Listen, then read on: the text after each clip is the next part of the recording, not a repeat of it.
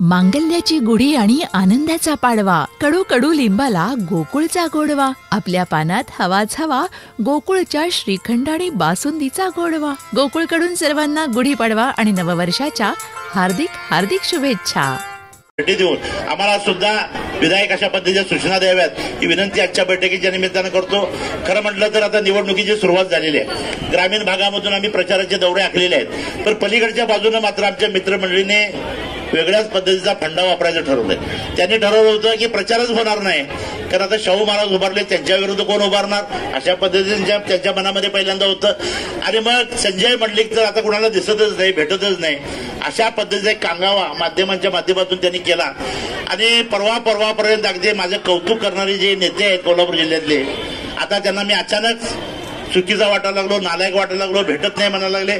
परवापर्यंत माझं कौतुक करत होता.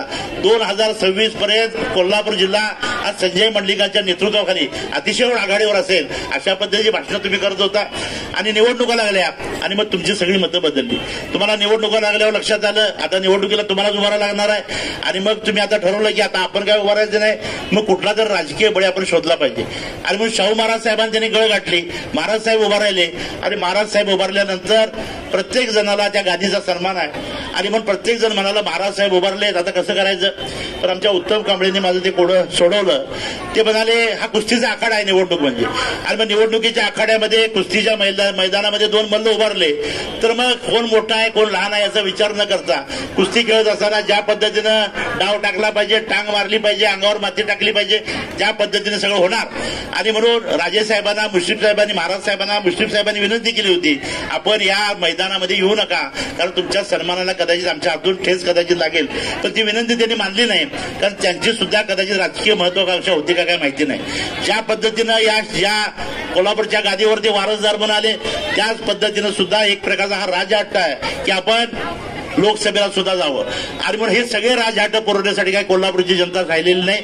या कोल्हापूरच्या जनतेला विकास पाहिजे आहे. आणि विकासाच्यासाठी मोदीजींच्या हात बळकट करण्यासाठी या निवडणुकीला महायुतीनं मला उमेदवार उभा केलेला आहे. आणि माझी आपल्या सगळ्यांची साथ मला आवश्यक आहे. आणि मग माझ्या मित्रांचं कालचं भाषण मी वृत्तपत्रामध्ये ऐकलं. ते म्हणतात आता महाराज साहेब जर खासदार झाले तर प्रत्येक ठिकाणी तालुक्याच्या ठिकाणी प्रचार कार्यालय आम्ही उभा करणार. आणि कुणालाही पत्र लागली तर त्यांच्या सहीची पत्र मी ते ठेवणार. मला वाटतंय अजिंक्य ताराच्या वेगवेगळ्या शाखा काढण्याचा प्रयत्न आमच्या मित्रांचा आहे. आणि एक खासदारकी सगळी जी आहे ती त्यांना आपल्या घरामध्ये वापरायची आहे. आणि खासदार असेल, आमदार असेल आणि कुठला गोकुळचा चेअरमन असेल, हे सगळे आपल्या घरातले नोकर आहेत. अशा पद्धतीने ही मंडळी वागा लागलेली आहेत. आणि म्हणून ते माझ्यावर म्हणतात की आता ते आम्ही आता प्रतिगामी झालेलो आहोत. आता परवापर्यंत ते आम्ही पुरोगामी वाटत होतो, अचानक त्यांना प्रतिगामी आम्ही कसं वाटायला लागलो.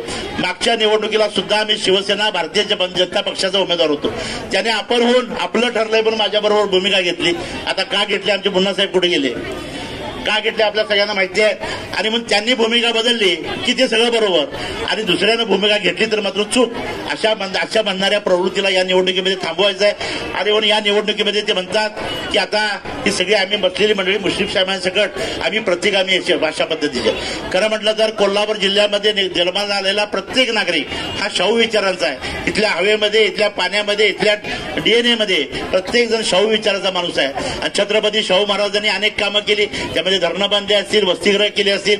पण सगळ्यात महत्वाचं जर काम कुठलं केलं असेल तर प्रत्येक घराघरामध्ये त्यांनी शाहू विचाराचा माणूस निर्माण केला. आणि म्हणून कोल्हापूर जिल्हा हा पुरोगामी आहे. कोल्हापूर जिल्हा समतेचा पुरस्कर्ता आहे. आणि या छत्रपती शाहू महाराजांच्या आशीर्वादानं खरं म्हटलं तर अनेक अशा पद्धतीची विकासाची कामं 100 वर्षापूर्वी झाली. त्याचा आदर्श आज सुद्धा राज्य सरकार, केंद्र सरकार घेतंय.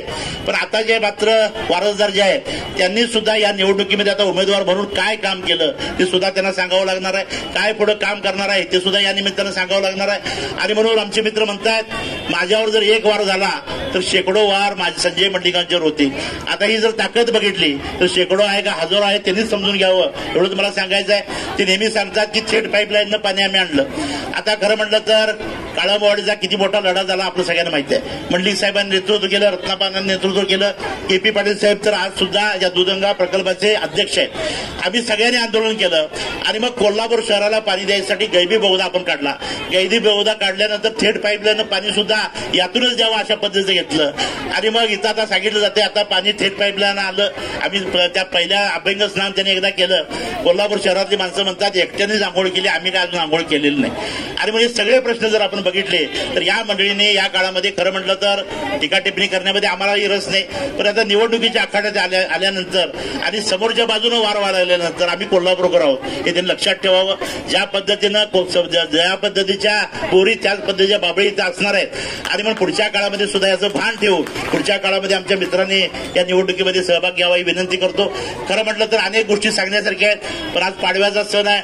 मोठ्या संख्येनं रॅली काढून माझ्या माता भगिनी उन्हातनं आलेल्या आहेत. आता पोळ्या करायच्या आहेत ना, आमच्या सुनबाई पण आलेल्या आहेत, घरात जाऊन पोळ्या करायच्या आहेत, त्यामुळे मी अधिक बोलत नाही. पण या निवडणुकीला मला महायुतीने उमेदवार दिल्याबद्दल सर्व महायुतीच्या नेत्यांचं पुन्हा एकदा आभार व्यक्त करतो. या पुढच्या काळामध्ये मुश्रीफ साहेबांच्या मार्गदर्शनाखाली, धनंजय माडिक साहेबांच्या मार्गदर्शनाखाली, चंद्रजित नरके साहेब आहेत, आंबेडकर साहेब, के.पी. पाटील साहेब आहेत, यांच्या मार्गदर्शनाखाली प्रचार यंत्रणा अतिशय सक्षमपणाने राबवू आम्हाला निश्चितपणाने खात्री झालेली आहे. ज्या पद्धतीनं कागल तालुक्यामध्ये, चंदगड तालुक्यामध्ये मी मेळावे घेतले, त्या मेळाव्या नव्हत्या तर फार मोठ्या सभा होत्या. आणि मग मेळाव्याला ही परिस्थिती, तर पुढच्या काळामध्ये नेते मंडळी ज्यावेळी येतील त्यावेळी कशा पद्धतीनं कोल्हापूरचं चित्र असेल याचं एक ट्रेलर या निमित्ताने बघितला. आणि म्हणून 15 तारखेला लोकसभेचा माझा आणि धैर्यशील मानेंचा उमेदवारीचा अर्ज भरायचा. आणि म्हणून मुश्रीफ साहेब आपल्याला विनंती करेन, या 15 तारखेला अर्ज भरण्यासाठी सुद्धा याच मोठ्या संख्येनं आपण सगळ्यांनी उपस्थित राहायचं आहे. आपल्या सर्व कार्यकर्त्यांना घेऊन मोठ्या शक्तीनं आपण उमेदवारी अर्ज भरायला जायचं आहे. आणि त्या पुढच्या काळामध्ये आपण सगळ्यांनीच मोदीजींची सभा असेल, अनेक योगीजी आपल्याकडे येणार आहेत, या सगळ्यांच्या सभा यशस्वी करायच्या आहेत. माझी निश्चितपणानं खात्री आहे या सगळ्यांची ताकद एकवटली तर निश्चितपणानं समोरच्या बाजूला माणूस शिल्लक राहणार नाही याची परिस्थिती होणार आहे. आणि ही परिस्थिती पुढच्या काळामध्ये आणण्यासाठी कार्यकर्त्यांनी, माता भगिनींनी आजपासून झटावं एवढी विनंती करतो.